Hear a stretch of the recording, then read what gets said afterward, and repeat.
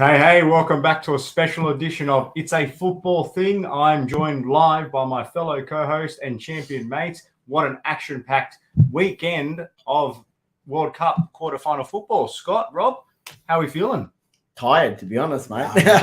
Absolutely buzzing. Not tired at all. There's no fatigue in this house. Mate, what a game, honestly. If that wasn't hands down the best game of this tournament, I don't know what it is. That was World Cup final quality. High quality, high octane, end-to-end, dramas in both boxes, top quality finishes, young and old. It was the perfect microcosm of what the World Cup should be about. 100%. And look, for me coming into this, because obviously we're going to start by talking about England-France. That match has just finished.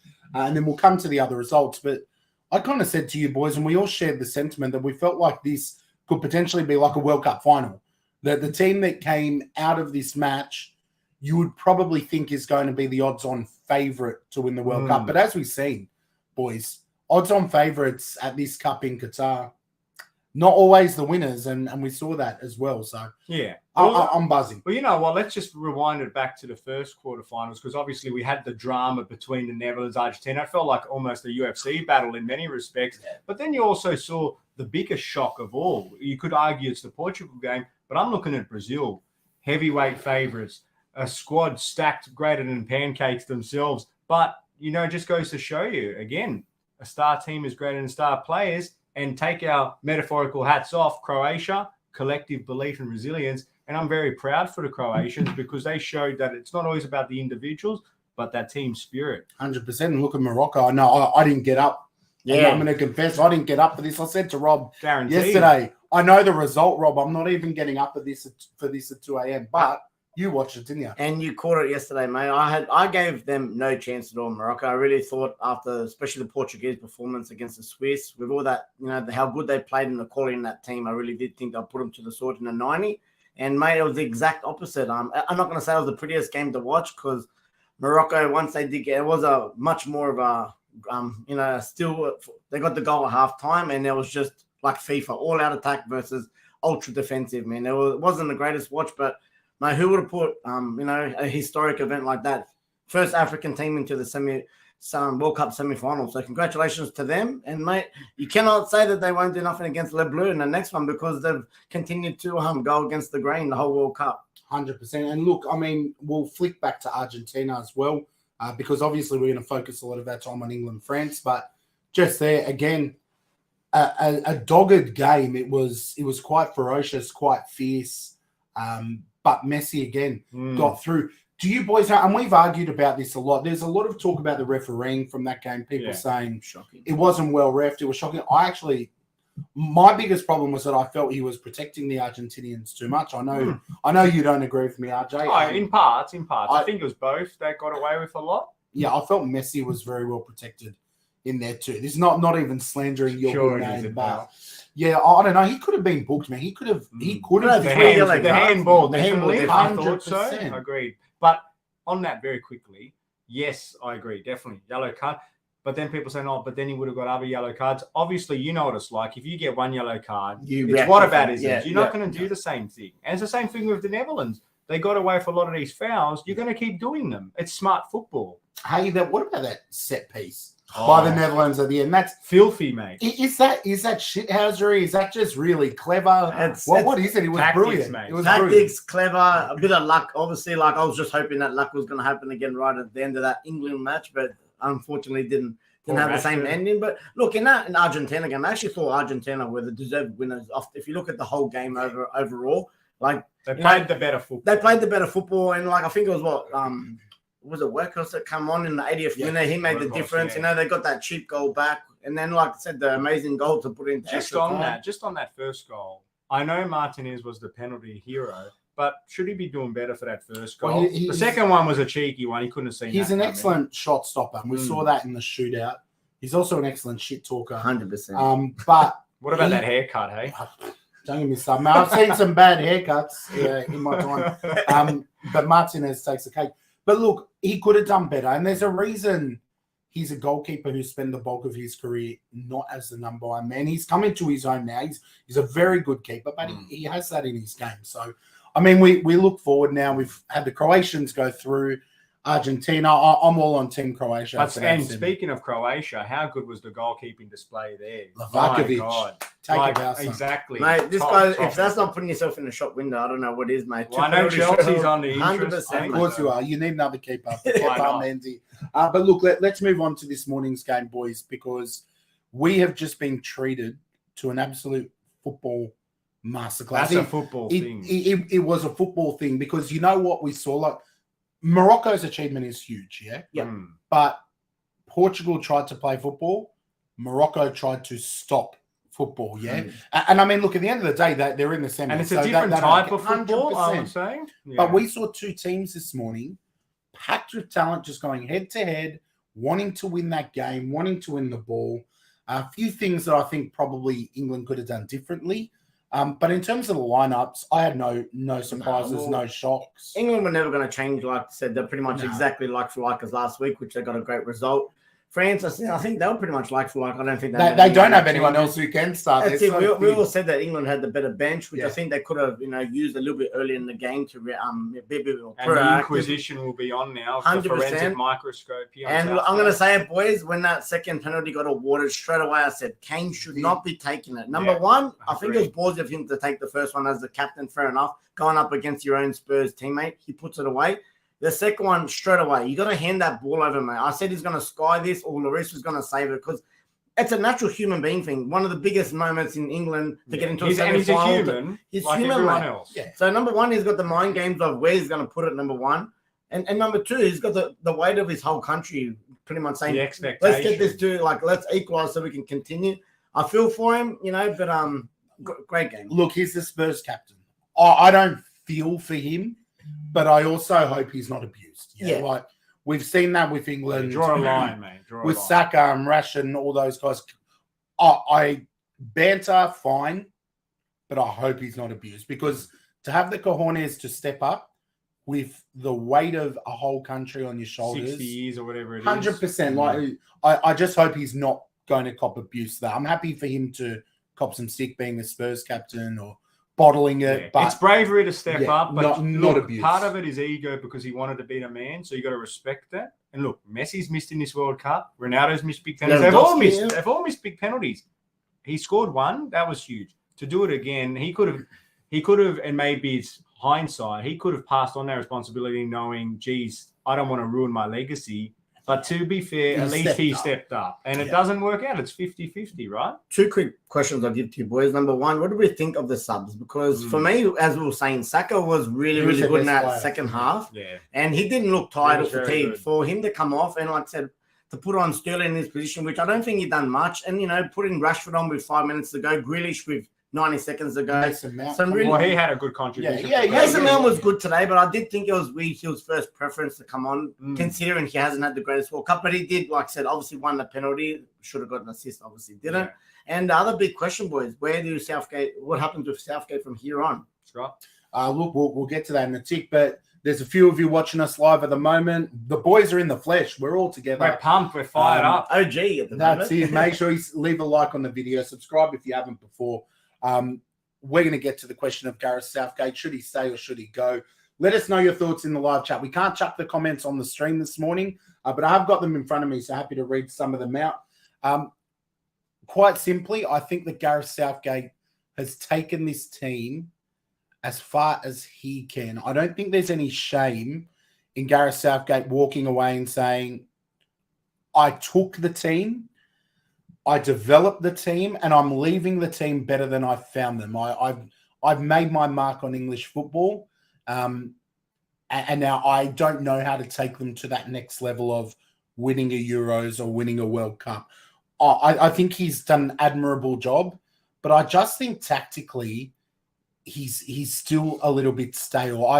I felt He's very safe, I think. England's bench is levels better than France's. There's a reason France didn't make their subs till so late because they didn't have the quality. England had the quality to change the game. I even think some of the squad selections, like having another option instead of Kane to come on, not that you would take him off, but chuck two strikers up. Imagine an Ivan Toney and Harry Kane up there. Yep. I just think it's time for him to walk away now.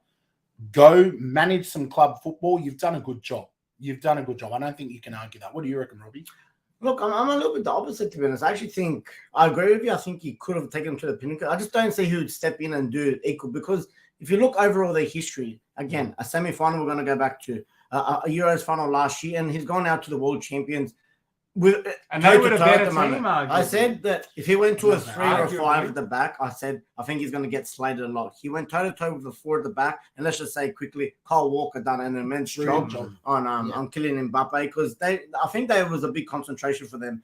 They really concentrated on keeping him out of the game, which I think they've How done good a was really that good little job. sprint race? I know, very good. And there's a good comment here from Shane I just want to read out because it kind of links into the subs. And I know you've talked about this guy.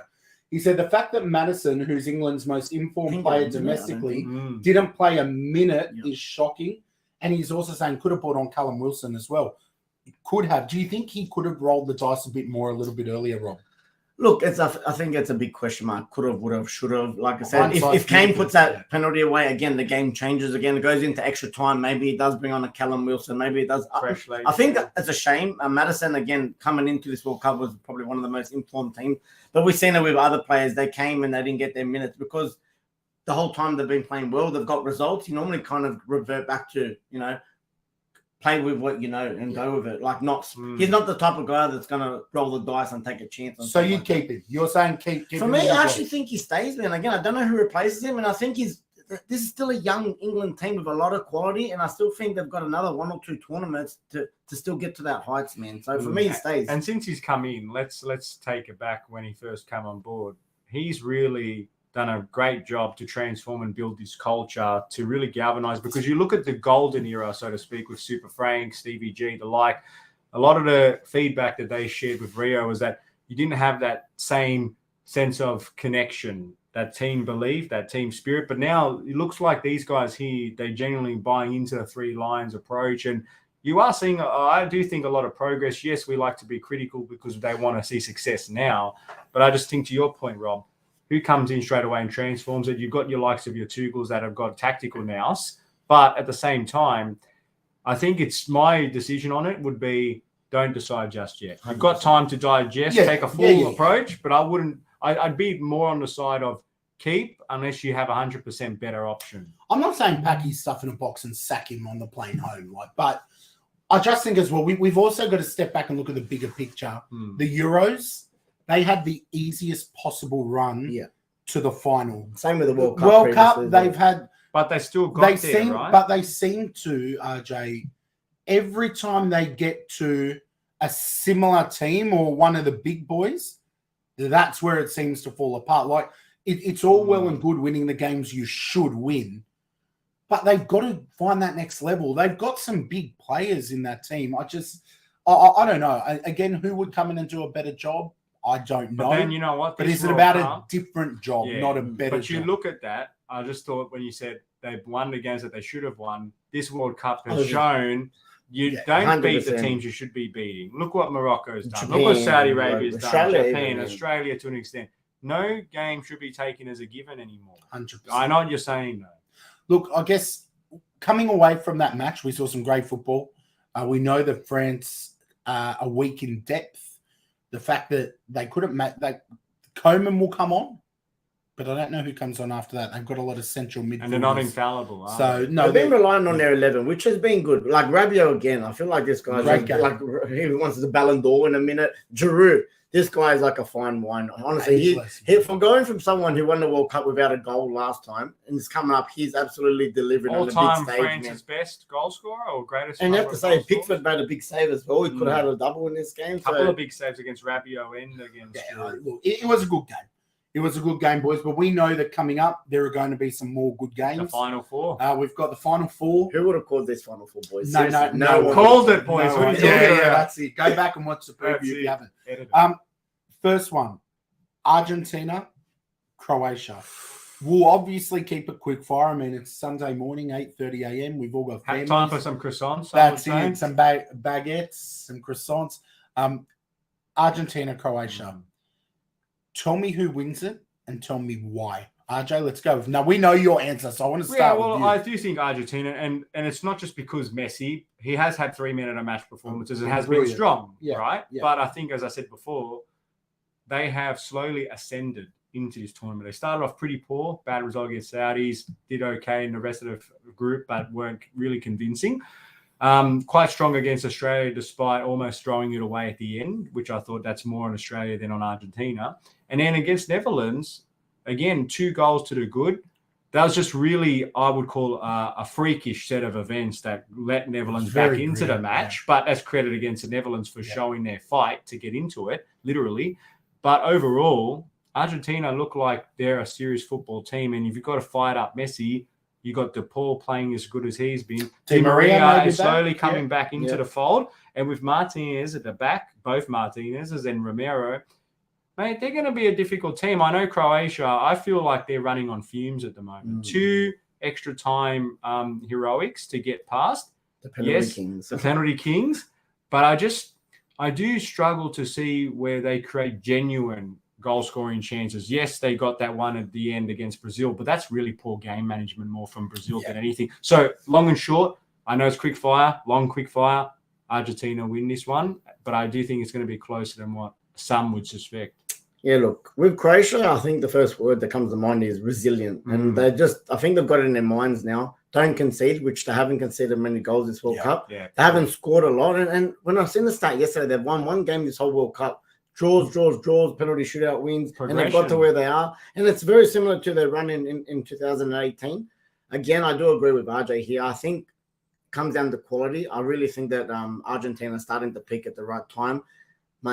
Even as a big Ronaldo fan, I'm really enjoying Messi. He's been a little magician this World Cup, mate. When he gets the time, especially when the game slows down, is when he really clicks into gear, mate. You don't want to give him that extra yard or two because he's managing his body well, isn't he? Like he walks around a lot, but he picks and chooses. I'd have to say, if this did come down to penalty shootouts, Martinez, and Livkovic, mate, the 2 former keepers in penalty shootouts would be nice. But I actually think this goes in the 90 minutes, and I think it goes to Argentina, maybe a 2-0. I really think they take this one in 90 minutes. I've written the Croats off a few times, boys. I know. This is not at your peril. This is not the Messi agenda. Everyone knows I've got a Messi agenda.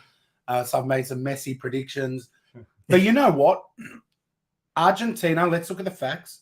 Scraped against Australia. Scraped. They've already shown they were infallible. They were beatable in the group stages. Yeah. And then against Netherlands, had a defensive implosion at the end. And it took, obviously, They get nervous, don't they? Now, every time, and I saw this in both games, Netherlands and Australia, they've made really defensive subs and they've stopped playing to their strengths. Their strengths are not their defense. Their strengths are their attack. Like that's how Argentinians should play football. Now, if they try and do that against the Croatians, I can see the wily and experienced midfield, because let's not forget, we talk a lot about Ronaldo being ageless, Messi. Luka Modric is ageless too. I said it from the start. That is one of the best midfields. The one midfield, of the classiest Kovacic, Modric, and Brozovic have been great the whole time, and they're workhorses, mate. They'll work and they'll wind you down as well. Croatia are a very hard team to beat. Yeah. They're very good defensively, and I think they're going to have too much of Argentina. I see it being like a 1-0, a set-piece goal or something, but I think they're going to take that fight to the Argentinians. That midfield battle is going to be something. 100%. It's going to be brilliant. Yep. So they're my tip there. Then we've obviously got the flip side. I have a feeling we won't talk about this one as much. France, who we saw win this morning against Morocco. Robbie, can the dream continue for the Moroccans? I don't want to be rude, but I hope not. I want France, because I want that dream final, man. I'd love a France Argentina, Croatia. We could have a rematch. Who would pick a rematch from the last? Wow. Can you imagine that? That would be interesting. But honestly, I the 2 powerhouses is France and Argentina. I think a lot of people would. That would be a great, quality wise. A lot of stories there. Messi's last dance, Mbappe, the passing of the guards. But you can't write off. Morocco, as I did this morning. I didn't give them a chance, and even though they pulled through, I do think they're going to be missing a few players. There was a red card in the game, and a lot of their players were dropping like dead, man. Hamstrings. They just looked like they were like a brick wall, mate. That's it. They had nothing. The times when they did counterattack, they actually looked like they were going to score, which was amazing. But for me, France, I think they're going to go back to back into the final here. They've got the quality. Yes, not the bench, but when you look at it on paper against Morocco, no disrespect, there's a big levels above. So for me, I think France again take this, and I think maybe in Kylian Mbappe turns this one on again. I'll keep it simple. Um, France convincingly. I think Yeah. Morocco have come as far as they can. They've been Haven't conceded a goal still, boys. We do have to keep that in mind. Besides that own goal, the biggest floodgates. test is going to come. Floodgates are opening. It's going to be a 3-4-0. Ooh, Yeah. You reckon Yeah. they've I'm confident. I'm the confident. camels broke? Maybe back broken? maybe disrespectful, but I think Morocco, like I said, they've come as far as they can, and they've done a good job, and they will be busted from this match. Hmm. France to me run away with it. Well, I tell you what, I don't think it's as straightforward. I agree with the whole running out of fumes thing, but again, who would have thought the high-flying Portuguese dynamic attack couldn't score a goal? That's true. That's true. And I agree, and I would say that their attack is better collectively than France's attack as a whole in terms of look at their midfield and the dynamic Bruno Yeah, Fernandes and Silva and co. But Mbappe is a different thing on his own, and we know And Giroud, the Giroud. prowess in the year and the touches. he Griezmann has. as well, too. Assists Oh, as mate, well. but He's been double really assist. good. That second cross he did was amazing. But overall, I agree. France get through. I think it'll be a 2-goal margin. I see 2-0 or 3-1 because I reckon my Moroccan magician Hakim Ziyech has a final say. All right. Okay. Well, the majority rules is in effect. Sorry. If that's what we're going with, then we're seeing an Argentina-France final. Yep. And we'll have time to talk about that after the semis. But until then, thank you for joining us live. If you're watching it back, let us know who wins these semi-finals. Am I wrong in saying Morocco are going to get beat down? Are the boys right about Argentina? You let us know your thoughts because we value your contributions. Yeah, It's a I was football just family. going to say, just on the whole Messi Ronaldo propaganda, we saw Ronaldo finish up. Let's again put that to the side and pay tribute and respect to Ronaldo and his career on the international level. He's getting on the tail end of his career now. We saw him walk off heartbroken, dejected, putting that banter to the side.